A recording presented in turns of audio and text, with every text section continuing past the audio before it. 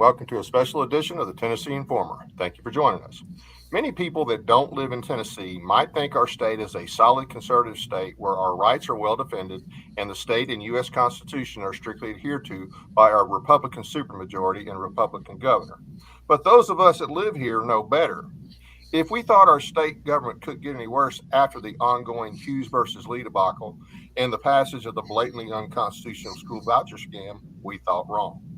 There is a bill in the legislature right now that, if passed, would strip us of our right to facially challenge the constitutionality of a state law or seek a pre-enforcement challenge. The legislation is SB1958 by Senator Stevens and House Bill 1971 by Representative Farmer. Essentially, this despotic duo and other legislators apparently believe that whatever they want to do as legislators is beyond your right to question it, and it should be beyond the constitutional authority of the judiciary to review it to determine if the legislature violated its constitutional limits. This bill has to be killed. While it failed in the Senate Judiciary Committee last week by a vote of 4-4, with one voting present, it is not dead. House Bill 1971 is scheduled for the House Judiciary Committee on March 11th, and the Senate bill will be brought back. It'll be brought back into committee, or it could possibly be brought back straight to the floor. Joining us tonight to talk about this devious attempt to undermine our rights in Tennessee is the West Tennessee Director of the Tennessee Firearms Association, Richard Archie. Usually when we have Richard on, it's to talk about Second Amendment issues or Section 26 in the Tennessee Constitution regarding our rights to keep and bear arms. But have no doubt in your mind, he is more capable of educating us on the danger of this proposed legislative theft of our rights. Richard will join us in a minute, but first, a word from our sponsor, LifeWave, a unique product that uses light reflection to activate the body's own natural energy, supporting healing, improving performance, and combating aging without drugs or stimulants. Check it out, and we'll be right back with our guest, Richard Archie. Light, the energy of life itself. Since the beginning of time, light has sustained us, fueled our growth, and shaped the world. Even Einstein recognized that everything we are is made of light. But what if we could harness the light within us, not just to live, but to renew, restore, and rejuvenate? Introducing LifeWave X39, the first product in the world that activates stem cells using our body's own light.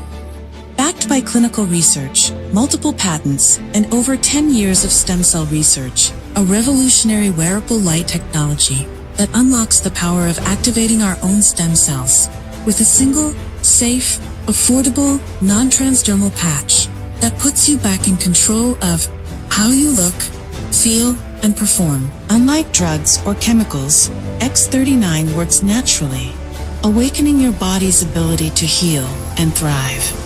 It's time to unlock your full potential, restore your vitality, and embrace a healthier, more vibrant you.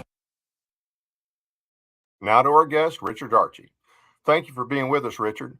Other than highly irate over these oath-breaking legislators, how are you doing? Well, it has been a spouse that I have been upset at some things over the course of the years, but it has been told to me that the folks around me have never seen me this upset, period, over anything. And there's good reason for that. Ever since I got a call last Wednesday morning early telling me about this bill, and I hadn't been appraised of it at all, and I'm a little bit miffed about all of my friends in the legislature that always want me to help them with their stuff, that nobody picked up the telephone and told me that this was coming prior to the day of when it showed up in the Senate Judiciary Committee. And so we had to do a quick scramble to get on the phones and to start sending emails and texts backwards and forwards to do our best to, number one, ascertain what the general acumen of the committee was.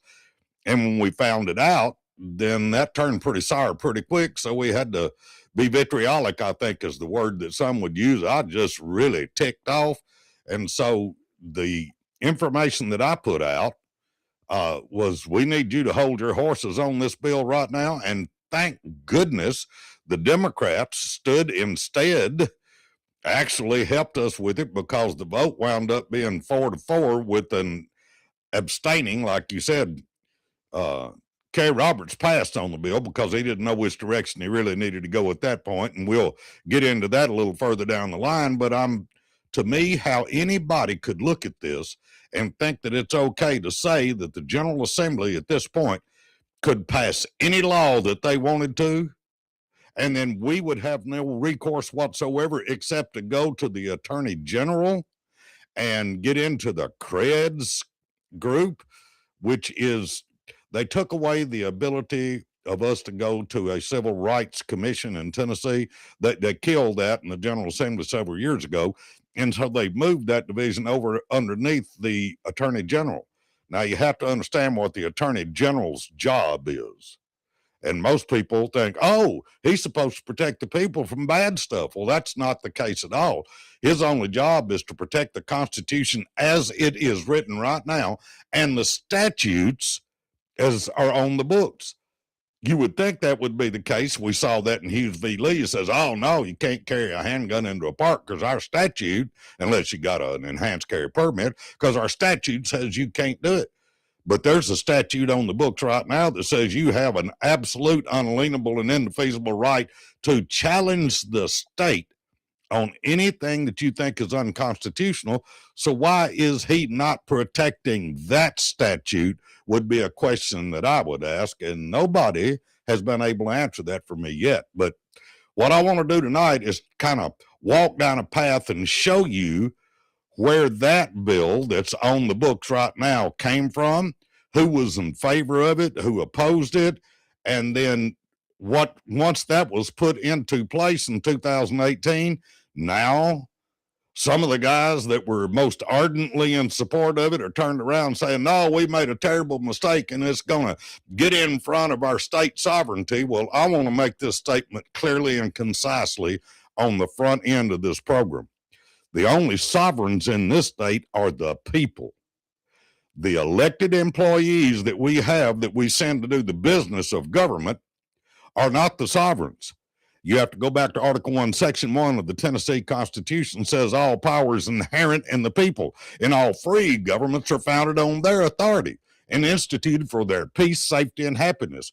For the advancement of those ends, they have, and that's the people, at all times an unalienable and indefeasible right to alter, reform, or abolish the government in such manner as they may think proper. So once you get that out in the open and people understand that the only sovereigns here are the people that we're supposed to delegate to these hired employees what we want them to do, number one, they have to be constitutional in everything they do, because Article 10, Section 1 says that every person who takes a position of profit or trust in the state shall, either appointed or elected, shall, before they proceed to business, take an oath to protect the Constitution of this state and of the United States. That's both of them, not one over the top of the other. And so if, in fact, they took their oath correctly, and I will sum this up at the end just like I'm saying it now, if the legislators did their job, there wouldn't be any need for us to file suit against the state. Right, absolutely.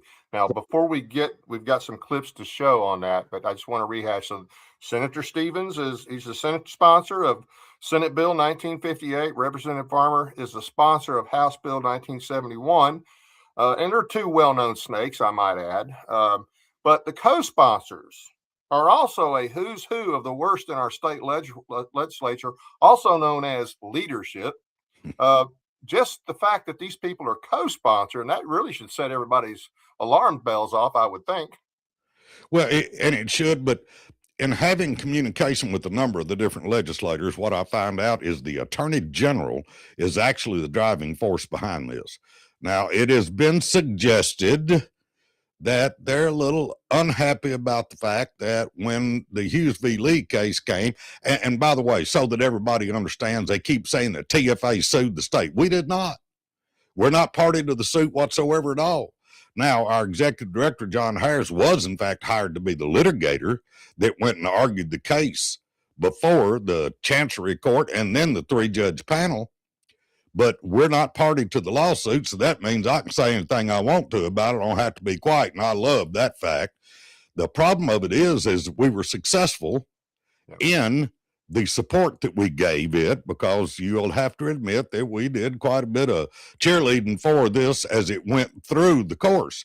And we were successful in getting a 3-judge panel to say that the intent to go armed clause and the parks statute were unconstitutional, void, and without effect. That's important to understand the words that they used in that, because it's going to be very important to understand that that's the same case where those words came from that I say right now keeps this from being constitutional at all. And it goes back to Marbury versus Madison in 1803, where they said that an act of Congress that's not couched in the Constitution cannot become a law, and that no law that's not couched in the Constitution can do anything except be void and without effect. And so what we've got here now is the intent to go armed and the park statute, which are the only two things that this lawsuit took on.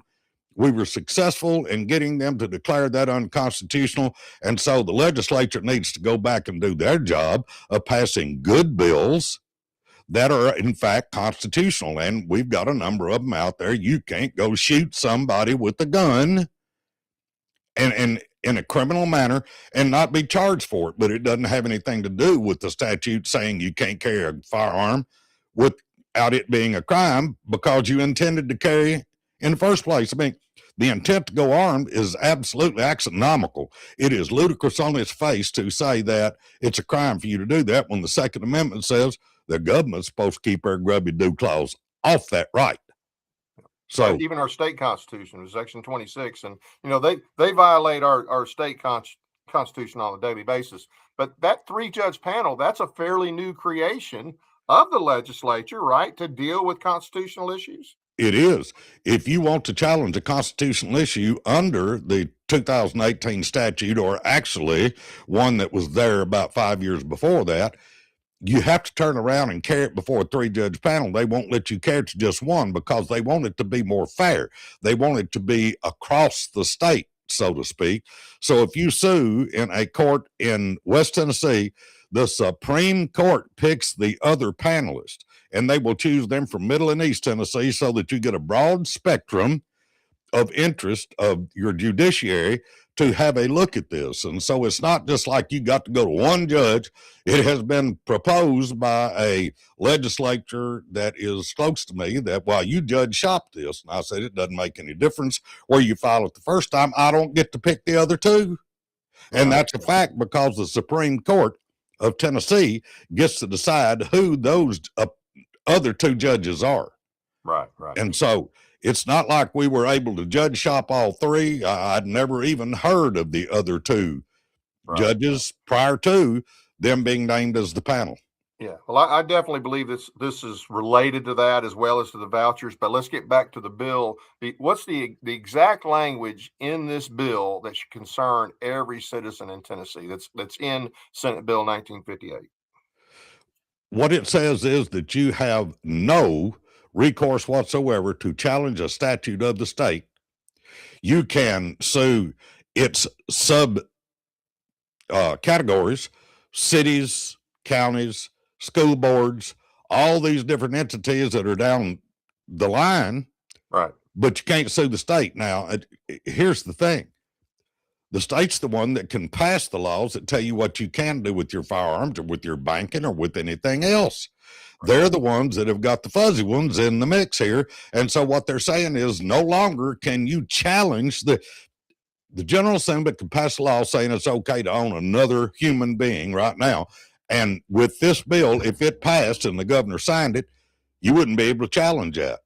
And they're saying, oh, yeah, well, you could. You could do an as applied. And even Senator Stevens, and the clip we'll show in a little bit, says that you can file a facial challenge, but you can't, because if you can't challenge it at all, which is what the words say, that you have no cause of action to bring a suit against the state for the legality or constitutionality of any issue. It gives them carte blanche. It gives them absolute total immunity Yep. And they talk about the sovereign immunity, but we need to understand this again. Sovereign immunity applies to the people and not to the General Assembly. That's where these folks are trying to pull the wool over everybody's eyes, and they're going, oh, okay. And they went to the guys in the House and the Senate and said, what we're trying to do is keep folks from filing frivolous bills, frivolous lawsuits that are going to cost us a bunch of money. Well, here's the thing. If you look at the fiscal note on this, guess what there is not? There's no savings on the fiscal note. If they pass this bill, fiscal review, had it been in a situation where it would have saved the state a lot of money, they'd have had to put it up there. But if you look at it, it says not significant.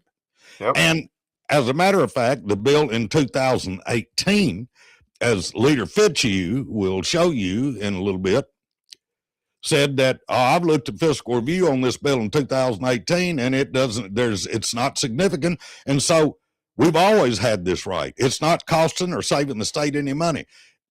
So the whole point of the matter is they're trying to say they're going to save us tax money, but they're not. Now, let's think about this. In the Hughes v. Lee case, the state's going to spend a bunch of my tax money and your tax money to try to win their appeal to say that you don't have a right to carry a firearm for all lawful purposes. It's that simple. Now, if they were concerned about saving money, they simply wouldn't have appealed this case. That's a fact, and can't anybody gainsay it whatsoever. So, do we know what they have spent so far on that? I do not. We haven't filed a Freedom of Information Act on that, find out what they're going to say is, well, there's no way for us to tell us because these guys are already on the payroll. And so really they're going to say it doesn't cost the state anything except we got to keep them fed and we got to pay their bills and their insurance and all that stuff while they're doing this, when they could actually be doing something that's a benefit to the state instead of something that's harmful. Right. So now, how have they tried to spin this so far? Or yeah, I'll tell you what, the video will probably show us that better. Let's go ahead and hit the videos. Which one do you want to put up first? Well, the first one that we need to put up is the one that shows the House version of this, what wound up being, they took the Senate version of Lundberg into the House, 1870, but it started out, and Cassida carried it in the House, and I've got a video right behind this that will actually show Chairman Farmer working this bill as a chairman in the in the House Judiciary Committee. And I think that what we need to do, and this is actually what we wound up having, what was on the screen right there. Now, this was 2018. So everybody understands this was from 2018. This was from 2018. That's correct. So I think we need to roll the video showing that 1949 House Judiciary Committee.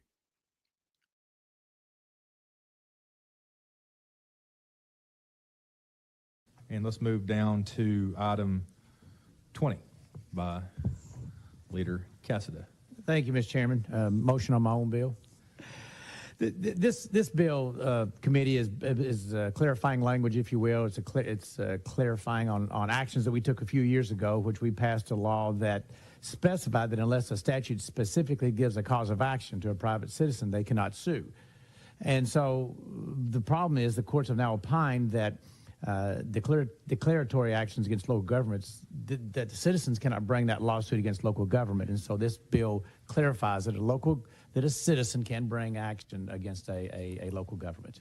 Very good. Thank you for that explanation.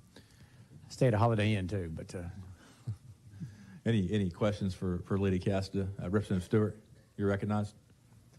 Thank you, Mr. Chairman. It sounds like there's no legislative intent in this bill to in any way restrict anyone's right to file a suit.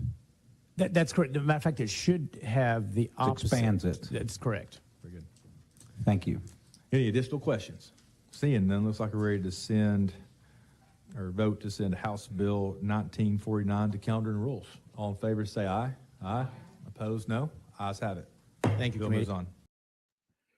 Okay, so what you need to get from that is the original version of the House bill.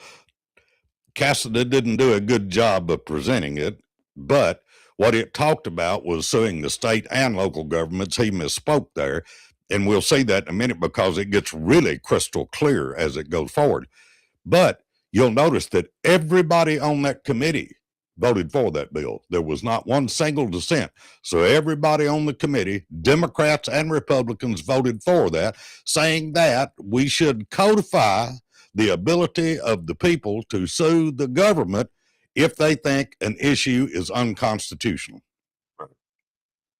So then next we've got one from the Senate Judiciary Committee, where the Senate version of it, 1870, is presented by John Lundberg, and I think we need to roll that video next.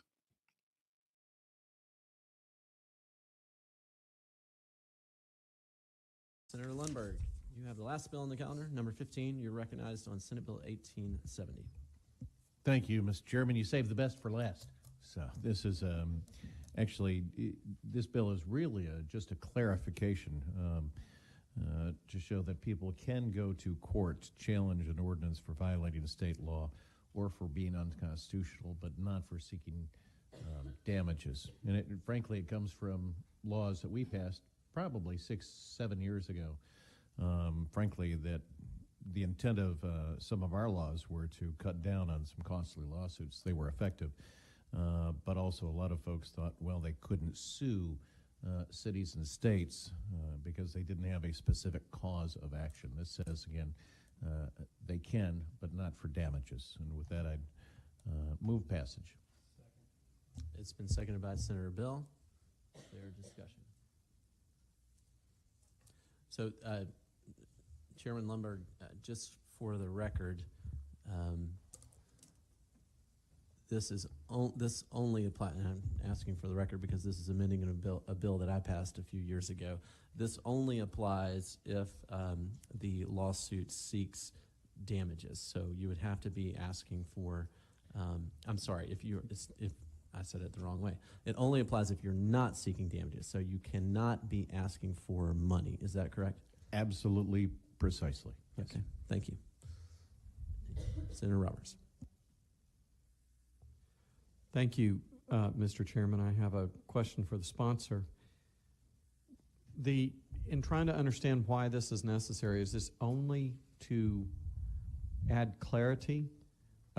Because my interpretation is this already exists, but I think what you said in the explanation is maybe there's confusion. So are you just saying you're making it crystal clear that somebody, is that your intent? And was there a situation where you knew that somebody didn't because they didn't understand? Or I'm sorry, I'm just not sure I'm following you. Senator Lund.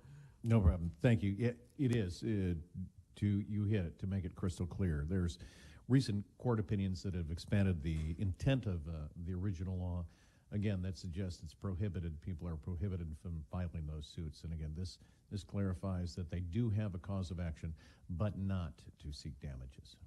So to stop whatever the potentially unconstitutional or the illegal act would be. Senator Roberts. That's all. Further discussion? Hearing none, then the question is put on Senate Bill 1870. This motion is to the Calendar Committee. Madam Secretary, please take the vote. Senator Bell? Votes aye. Senator Bowling? Votes aye. Senator Harris? Votes aye. Senator Kyle? Senator Lundberg? Votes aye. Senator Roberts? Votes aye. Senator Stevens? Votes aye. Senator Swan? Votes aye. Chairman Kelsey? Votes aye. You have 8 ayes, no noes. 8 ayes, no noes. The motion carries. So any resemblance to a group of Keystone cops is purely coincidental because none of these guys had read the bill. None of them understood what it was. The chairman of the committee got it twisted backwards. Kay Roberts didn't know what was going on. But in the end, you will notice what happened when they took the vote. Every person on that dais up there, Democrats and Republicans, voted for that bill and moved it forward. And they sent it to the Calendar and Rules Committee, which is what you have to do. That's the final stop for them to say, yeah, we're ready to go with this. And then it went to a consent calendar on the floor of the Senate. They didn't even have to debate it because in that committee, it was unanimous. And so you very rarely get a unanimous decision out of that. I mean, if you look at it, voting aye were Bell, Bowling, Harris, Kelsey, Lundberg, Roberts, Stevens, and Swan. All 8 of those present voted for it. And you have to understand that Harris was big Democrat, right? So everybody there was in favor of the bill. Everybody on the committee in the House was in favor of the bill. Nobody dissented. If you look at Article 1, Section 27, or excuse me, Article 2, Section 27, any person who is a member of the General Assembly can at any time raise their hand in dissent and go in the journal and say, I oppose this bill. But you will notice that in the Senate, not a single person did. And the sponsor of the bill that's before us now that's of concern, John Stevens, was a co-prime sponsor of it, and he voted for it in committee and voted for it on the floor of the Senate and did not raise an objection to it. So he had to be for it, I would suspect. Is that your understanding as well? Makes sense to me. Yeah. So everybody there was for it. Now, I think we've got a slide that shows the vote of the House on this as well, that would show the number of people on the House floor that actually voted for the bill. Now, that's the senators voting, which is all of them, all 30 that voted. Here we go. Notice that it's every Republican, every one of them in the House voted for this bill. And you see a lot of folks that are not there anymore, but there's Judge Carter, and we're going to look at him in just a minute because Judge Carter was probably the smartest person ever in the House or Senate when it came to judicial issues and to matters of the Constitution. I had a world of respect for Judge Carter, and he was a prime co-sponsor of this bill. Judge Matheny's in there. I mean, even William Lambert voted for it. All these different guys voted for the bill. If you find the slide that shows the one that voted against it, it will simply show the only people that voted against it in the House were the Democrats. Now, they didn't have any Democrats in the Senate that did that, but they had a few in the House because they're pretty staunch. I mean, you got a couple of them that are still there today. But anyway, I think we've actually got a video that shows Judge Carter talking about this bill. If we could roll that, it would be helpful. Chairman Carter. Chairman Carter. Currently, the law generally in Tennessee is that a taxpaying citizen does not have standing to bring a case. This changes that and says if you are affected and are a taxpayer, you can bring the case. These statutes are going throughout America now everywhere, so it's nothing unusual. So Judge Carter saying, this is nothing unusual. Other states are doing it. It makes sense because you absolutely have a right as a tax-paying person who feels like they're affected to challenge your government. That's what we became a republic because we challenged our government. And when they didn't listen to us challenging them, we shot them. Yeah. Now, I hope it doesn't come to that in the United States or in Tennessee, but if you go back to Article 1, it says we can do whatever we need to change the government if we think we need to do that. That's how they wrote the Constitution. The people that put that together and who sacrificed their blood and treasure to get us where we're at, to have an opportunity at liberty, wanted us to be able to change the government if it was necessary by whatever means, in whatever means they may think appropriate, right, is how they put it. And so I'm not making this up. If you want to read the Constitution, you can see it for yourself. I just want to add one point. They tried nullification first. We got this country because our guys started with nullification. That didn't work. Then we had to shoot them. Don't we have an attorney general that says nullification by the states of federal issues doesn't work either? Yeah, but apparently that doesn't apply to Second Amendment issues. Yeah, evidently not. Yeah. So, but anyway, that's a different aside right there. Yeah, it's a cut and paste for when it works for you. So now I think what we need to do is we know where we were at in 2018. This bill was passed, signed, put into law, and it's been on the books since then. And nobody raised any stink about it at that point. No Republican, not one, either the House or the Senate, objected to passage of this bill. That's an important fact to keep in mind because a lot of these guys are still there. Yeah. And so Now we need to see what the new bill does, and we need to understand that it's being brought by two guys that were all in favor of it in 2018, most especially Senator John Stevens, who is the Senate sponsor. And I believe that we have a video that shows his presentation and his description of what this bill is and what it should do.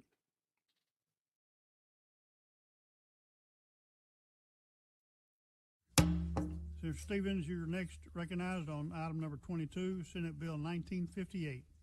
And there is no amendment, so. Thank you, Mr. Chairman. This, without being too hyperbolic, I think this may be one of the most important pieces of legislation we'll consider this year. Back several years ago, this body, I believe, unintentionally and certainly never intended, I don't believe, to waive the state's sovereign immunity. The statute, which we'll just say the number 13121, effectively has been interpreted to allow policy-driven claims and challenges to state law without any injury. The fundamental question of the jurisdiction of the court, meaning there's been someone who has been injured, was given away. And so you can simply just challenge a policy that this body has created in court and tie up the state with numerous litigation. This is the kind of legislation that will simply put us back where we were before, with a traditional application of the courts, or of our fundamental division and separation of powers. The failure to pass this bill, and again, I hate to be hyperbolic about it, but I can expand, it disenfranchises every member of this body by empowering the judiciary to run the state of Tennessee. I think he misunderstands who's empowered by not passing this bill, and those people that are empowered are those who would actually bring these causes of action. And he talks about without being injured. If in fact you are denied a civil right, would you not construe that to be injured? Don't you, people sue for it all the time, right? I want to say something about the sovereignty too. As far as state sovereignty, that kicks in between the state and the feds. That's where the state sovereignty kicks in my opinion. In this state, the people are sovereign. So as you said earlier, the legislature works for us.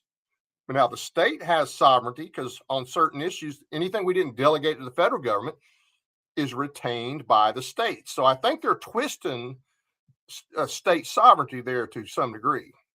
Well, and then Senator Stevens makes a point for me that I've made a long time. This is just carrying us back to what we originally had. So if we go to 1796 Constitution and you look at the Second Amendment analog there, it was Article 11, Section 26. It said the free men of this day have the right to keep and to bear arms for their common defense. Period. Big black one at the end of it. Didn't give the General Assembly or the legislators any delegated power whatsoever to regulate anything to do with firearms. Nothing. So if we're going to talk about going back to the original construct, I would be glad to help him put that in the wheelbarrow and push it all the way back to 1796, because that's what we should be doing. And in fact, that's what the federal Second Amendment calls for. It says that a well-regulated militia being necessary to the security of a free state, the right of the people to keep and bear arms shall not be infringed. So if you're going to say that we need to go back to the original construct, then wouldn't you think you would need to incorporate the true meaning of the Second Amendment there? But no. That's not what our General Assembly has done. They started in 1801, just 5 years after we were admitted as a state, denying us the ability to carry certain handguns. And then they just dumped on top of it. You can't carry a Spanish stiletto. You can't carry a slingshot. You can't carry a set of brass knuckles. All these different things that were not codified. Originally, they started putting into statute. So what they started doing was stealing a piece at a time your ability to defend yourself, while they're not taking any responsibility to provide that protection for you. We all know that there is no requirement of any entity of government whatsoever to be responsible for the production of safety or security for any individual. And I get people to understand this by saying a couple of things simply.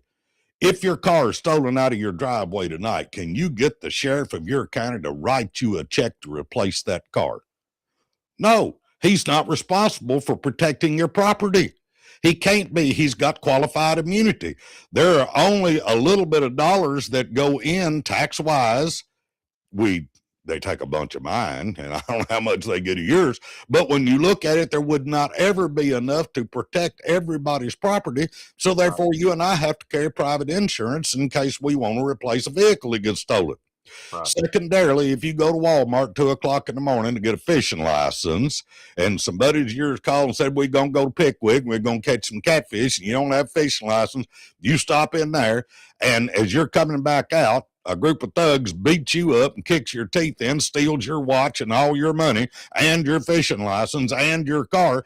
Can you go to the city police and say, hey, I'd like you to pay me to get my teeth fixed and replace my goods? No, they're not responsible for that. Each and every one of us is not immune from being responsible for our personal safety and protection. And yet, in 1989, the government of Tennessee decided for the first time ever since 1796 that they'd make it illegal for you to carry a long gun, a rifle, or a shotgun for self-protection. Now, I don't think that falls in line with the Bruin basis that says if your conduct implicates the Second Amendment, which means if you're doing something that involves guns, then the burden shifts instantly to government to prove that it's infringement on your right. Go back to that. Guess what? They're not supposed to infringe that right. But if they do, they've got to prove that their infringement comports with historical tradition from the time of the founding, generally accepted. So we would have to go out and find 8 of the 14 states, and a lot of people say, well, there were only 30. No. When we ratified the Constitution in 1791, Vermont had come in, so there were 14 states. Right. All right. So you'd have to have 8 of the 14 to say, why, you can't carry a firearm, and especially a long gun, for self-defense. Right. Now, you go looking for that, you find out that none of them did that. Yeah. But back to 1958, though, they want to take our ability to even make that charge, any other rights that are being taken. They want to take that away. And do we have another video that you wanted to talk about? I think we got at least one more. Yeah, I think there is one more. Patrick, thank you, Mike, for having this forum. I appreciate the opportunity to talk to folks who maybe not have ever heard my voice before. They've just seen my picture, my family's picture in their mailbox. I live in Huntington, Tennessee. I'm a practicing attorney, although I just do estate planning, so I'm not a real lawyer. So, I have been accused of being vitriolic and hard on legislators, but characteristically what I do is try to let them use their own words against themselves. Right. So I'm not going to argue with the senator at this point whatsoever.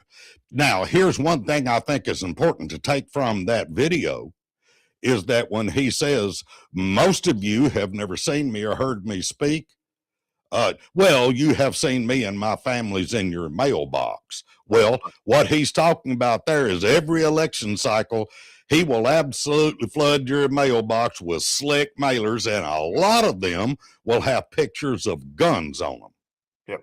Yep. Because I've got a whole collection of them, having been aware and keeping tabs on some of this stuff. I've collected a number of them. And so I have a lot of pictures of the mailers he's put in your mailbox, got all kind of stuff about guns.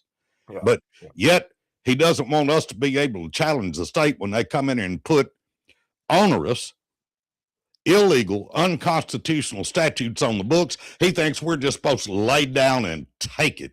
And I, for one, don't intend to do that. With every ounce of my fiber, with all of my being, I'm advocating that every person who hears this tonight or reads my Substacks, and by the way, you can find them at crichardarchie at substack.com.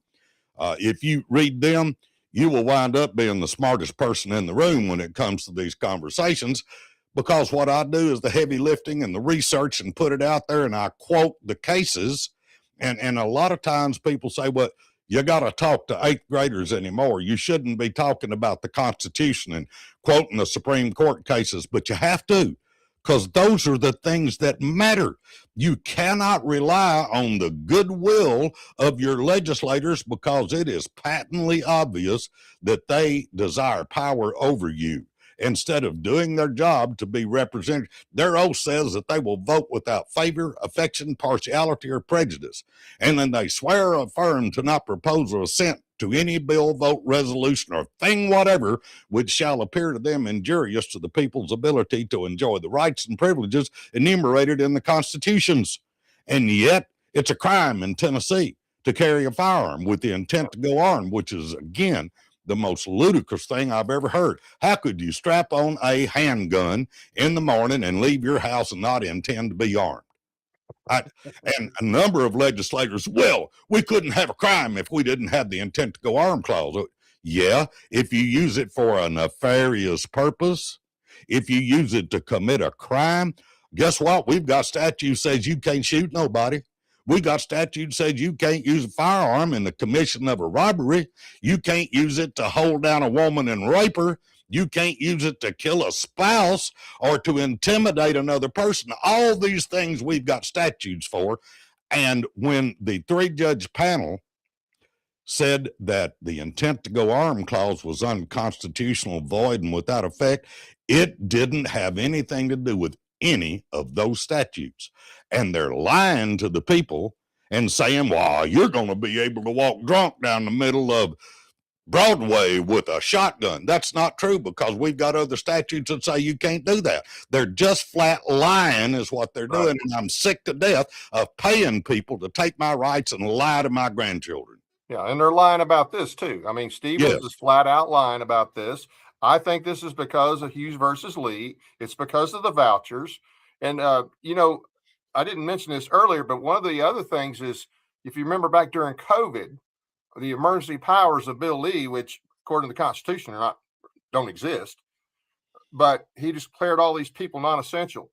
I'm not aware that Stevens has ever supported any legislation that restricts his power, that restricts the governor's power. So he's all for that. And actually, I saw something today about a bill that they wanted to give the governor more power. I can't remember the number. I want to go back and look at that, but I would not be shocked. And if that's there, I would not be shocked to see Stevens supporting it. These guys think they work for the governor. They think they work for the so-called leadership, and they think they work for the chamber. Now, we got a few good people up there, but few, I emphasize few. Most of them work for the chamber, as in Chamber of Commerce. Most of them are chamber whores. Bottom line, that is what they are. They are not there to represent us. They are there to please their masters. I have said a number of times in the past in different venues that I've spoken at, and that's been quite a few, if we made our legislators wear jackets like they have on the people that drive NASCAR, you'd see Chamber of Commerce emblazoned across the back of 90% of them. There's no doubt of that. They don't want people to have the right to carry a firearm inside the brick and mortar. They tend to say, well, that's private property, but it's not.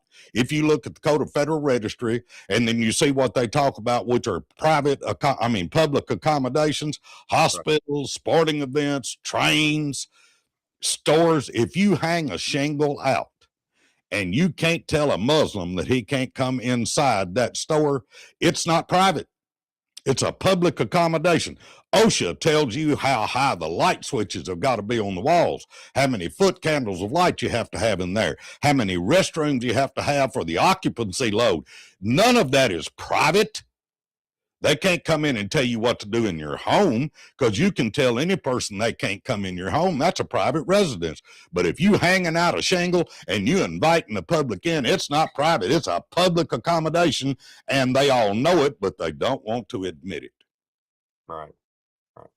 But in the end, what we're seeing right now is simply a misfeasance, I think is the way the lawyers love to put it. It's a bold-faced lie, because sovereign immunity can't exist if there is an unconstitutional deal. And I believe I've got a couple of slides that come up with that from a Supreme Court case from 1908 that are very important to this conversation that I haven't heard any legislator raise. It's from Ex parte Young from 1908.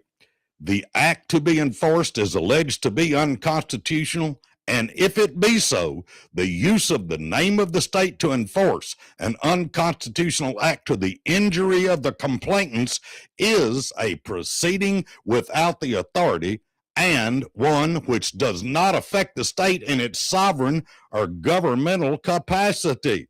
That's pretty straightforward.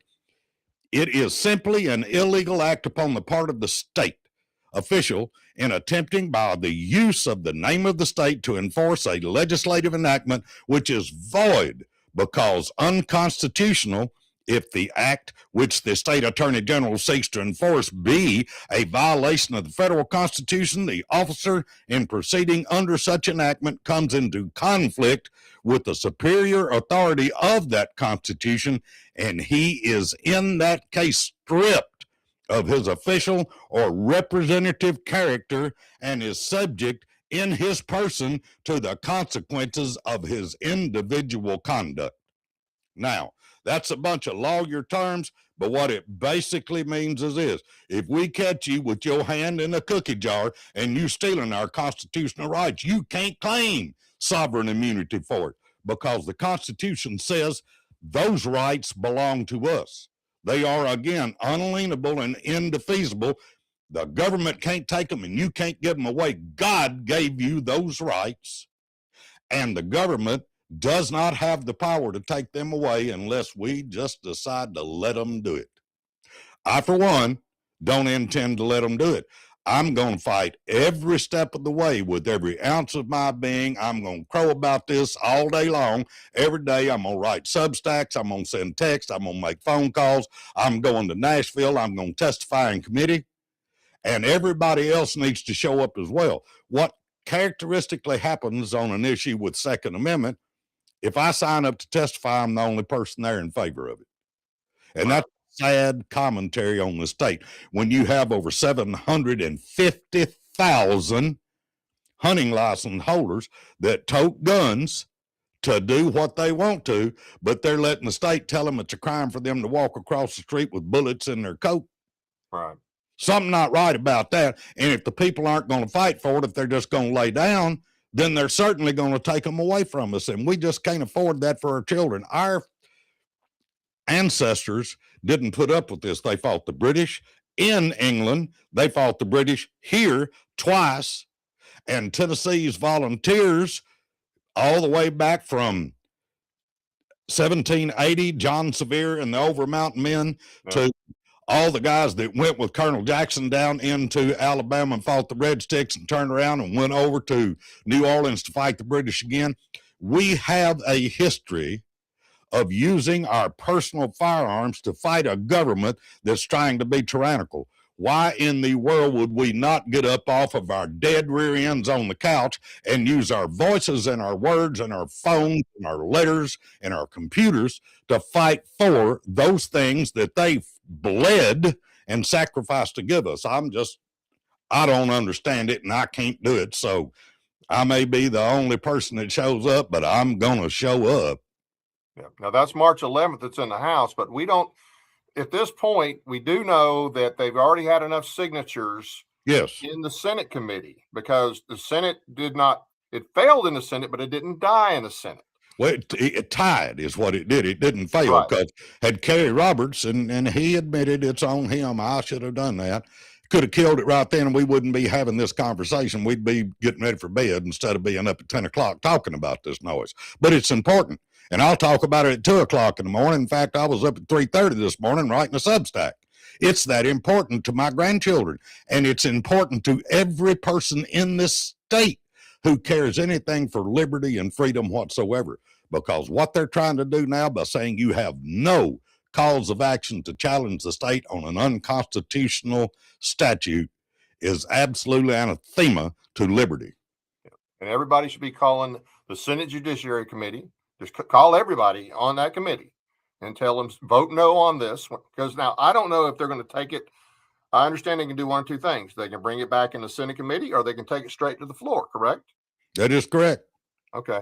So hopefully they don't take it straight to the floor, but everybody needs to call their senator, call any senator you know, call all the members of the Senate Judiciary, and then start working on it. The House is going to hear it on the 11th. My guess is the Senate is probably going to try to sneak it in before then. Well, I don't think they can. I think they will have to take it on last calendar because it failed as a tie. Even if they get a letter to bring it back, it has to go to last calendar, and I believe that's somewhere on or about the 11th of March as well. So I don't think they can bring it back up in committee prior to that. Now, I may be incorrect because all the nuances up there, and they could change the rules if they want to because they got the bully pulpit and they can do whatever they want to. And that's kind of patently obvious. We've seen it for years. But characteristically, if it fails to a tie and they get enough people to sign on to bring it back, it would show up at last calendar. Okay. And for those of you who don't know, last calendar just means they're not, if you don't already have the bill, if it's not already scheduled for a committee, then it's not going to be heard until next session, right? Well, no, last calendar means that's the last chance for it to come up. So that last calendar, they can pick and choose what things they want to bring up. So if they send it to last calendar, it can absolutely be heard. Okay. Anything else on this or any other events that you want to talk about? We do have one other event. We've got a private situation at John Rich's house again on April 23rd, I believe. Yeah, April 23rd. Yep. April 23rd. And we're going to have some very interesting firearms for raffle that night. And, you know, it's kind of pricey, but it's a fundraiser for our C3, which is, in fact, the entity that we use to file lawsuits and to write amicus briefs and to do all those things, because John and I, as the board, donate every bit of our time. Neither one of us are ever paid a penny for the things that we do. Unlike the NRA, whose people get, you know, $400,000 for suits and get to use $1 million worth of travel and stuff. I pay for my own gas, my own tires, my own meals. I don't ever take anything out of the TFA for personal use. I buy my own tickets to every event. When we have our event in September, I buy my own tables. I buy my own tickets. I don't let TFA pay for any of that. We like to look each other in the eye and our constituents, and I don't care what the legislators say. I have constituents as well. Those are people that look to me for information and for leadership on these things which are important. And so therefore, I like to look at them and let them know that I'm one of them. I'm paying my own bills. I bought my own life membership, all these things. Right. I pay for myself. So we have an annual event coming up. We don't know yet who our featured speaker is going to be at that one. That'll be over in Lebanon, and it will be the Saturday after Labor Day, I believe. I should know more, but I hadn't had time to look at dates because I've been fighting this mess. We've got a couple of bills in committee right now. Chris Todd's got a bill, House Bill 2064, that would do away with the intent to go armed if he can get some of the mess that's in it out. Monty Fritz has got a really good bill that would just simply do away with the intent to go armed in the park statute. It's very clean, and that will be up in committee next week. So that will be heard in House Civil Sub next Wednesday. I will be testifying on that bill. And if in fact Todd's bill comes back before they rolled it last time to March 11th, just like they did the 1971, if given an opportunity, I will testify on that one as well. Okay. And we could use calls and letters and showing up and people Absolutely. being there for that. So these are things that any person can do. You don't have to be a TFA member. You just got to be a concerned citizen that's tired of being taken to the cleaners by the cotton picking legislature. Absolutely. When is the TFA Day on the Hill? We got a date for that yet? We've got a date, and I hadn't got a clue what it is. I mean, it's sometime in March is all I can tell you, because, again, I hadn't been able to look at dates. I've been too busy fighting this mess. You can go to our website, though, and figure it out, www.tennesseefirearms.com, and you can absolutely see all these dates because they're all already posted. I apologize for not having them on the front of my brain, but I got too much going on. It's fine. And you know, there's some good resources on there. You'll see the different bills and when they're up, and, you know, ones that TFA supports, opposes, and then ones, some of them they don't necessarily take a position on, they just let you know about. But it's a really good site. You don't have to be a member to go look at the site. Richard, anything else? Last word for you. I think that's it for tonight. I would just entreat everybody to get up in arms, so to speak. Use these, type, call, get in the car and drive, go up there and do it. But raise the cry and hue. This is very important. Absolutely. Well, hey, we appreciate you being on, appreciate your efforts, and thanks for all you do. And you have a good night. I got a few announcements to cover, but I'll be talking to you real soon. All right. Very good. Thank you for the opportunity. Absolutely. Thank you. Guys, give me just a second here. Okay, so if that doesn't fire you up, I don't know what'll fire you up. It should be pretty obvious what our state legislature is trying to do to us. So, you know, guys, make a call. You can get on the state website. You can even go, they'll have these bills on the TFA's website, and you can go look, because they wrote, even though this is not a gun bill, even though 1958 is not a gun bill, they've got several articles about it on there. So you need to go and look and call the senators, call your senator, call all the senators on the Judiciary Committee, and then start working on the members of the House. So anyway, hey, I want to thank everybody for watching the show tonight. Please be sure to hit the like and subscribe button. We are about 70 subscriptions away from our goal of 1,000 and hope to hit it before the end of this month, which is Saturday, by the way. So please subscribe and share our show as well. Check out our audio podcast on iHeartRadio, Spotify, and other platforms. Sign up for our weekly newsletter at our website, teeninformer.com. Find and follow us on Facebook and Twitter. The Williamson County GOP Meet and Mingle is February 26, 5:30 p.m. at the Franklin Marriott in Cool Springs, at the Cool Springs Boulevard, 7000 in Franklin. Monty Fritz will speak just a few minutes. He's actually introducing the keynote speaker, which is Dr. Ken Berry. But it's a meet and mingle. So, you know, come out, hear Dr. Berry, come out and meet Monty, get a little bit of time to talk with him. Should be a great event. And like I say, if you've never met either one of these, they're both in the same place at the same time. Monty Fritz will be the featured speaker Friday, February 27th from 8:30 to 10 a.m. Central at Shoney's in Crossville, located at 4148 Highway 127 North.